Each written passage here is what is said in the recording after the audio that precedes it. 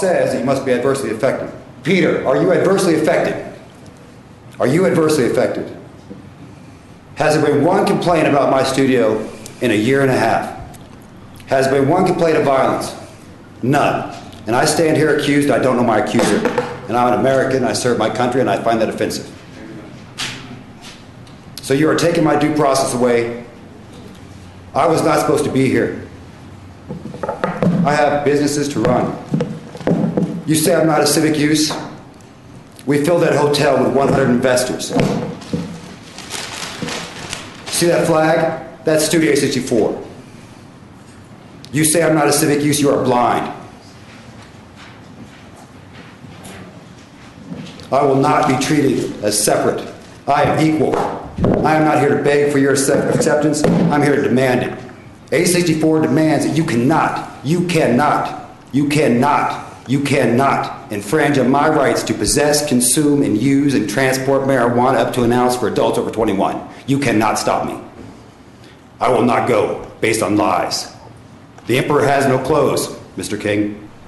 This is the first time in history, sir, this has ever been done in the city. That somebody, an unknown somebody, has accused a fellow American, taken him to public hearing without ever seeing my accused. So don't tell me this has happened before. I dare you to look it up. So first off, we begin with lies. There's been no violence, no complaints, and there is no one here that can testify that they're adversely affected. No one stood up. I want that part of the record. I haven't slept for 4 days. This was a 48-hour event. We sold out that hotel, Mr. King. 120 investors, all spending money here. I could have done this in Denver. I don't live in Denver, Mr. King. This club is a private club. We are a civic use, period. You cannot take away my right, period. You are overstepping your authority. Mr. Donnelly knows that. I know that. The attorney knows that. The appeal we make today actually ruins your defense in the future. So you've already made a mistake already. So I'm not going to beg for your acceptance, because I don't have to. Because I am equal. I am equal to you, Mr. Snyder. I am equal to you, Miss Martin, Mr. Miller, Mr. Bennett, Mr. King, Mr. Pico, Miss Collins, Mr. Knight. I don't care if you like me. I don't care if you smoke. I know my rights, and you will not take them away. The Planning Commissioners grant the appeal is inconsistent with the city code in downtown Colorado Springs form-based zone. Mr. Donnelly, I think addressed that rather wisely. The red herring and the emperor with no clothes, the second floor argument, is so intellectually challenged, it's almost sad to hear it.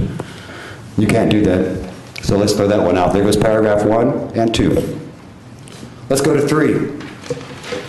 When a use is not specifically identified, they use the words as similar use, must be consistent, compatible. Well, we're a private club. That's what I said on my application. That's what the city gave me a sales tax license for, not once, but twice. So the city actually agreed to what I was. The zoning and planning commissioners agreed what I was. And for some reason, someone out there with no face says I'm not. I wonder who that can be. Well, ladies and gentlemen, you have no other choice but to decide in my favor and to concur with Philip Donnelly and his fellow compatriots that are hired to figure these things out and are paid by an unknown accuser who is not adversely affected and is not here. I think we can all agree on that. Put yourself in my shoes, Mr. King. What would you do?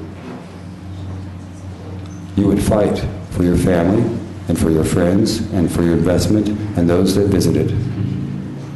So I have a sales tax license twice. I pay my rent. I pay everything that you're supposed to pay. And yet somebody somewhere keeps trying to shut me down. And it really gets on my nerves because I'm tired. This is real. This is not a joke. This is real. That's paper. That's a city.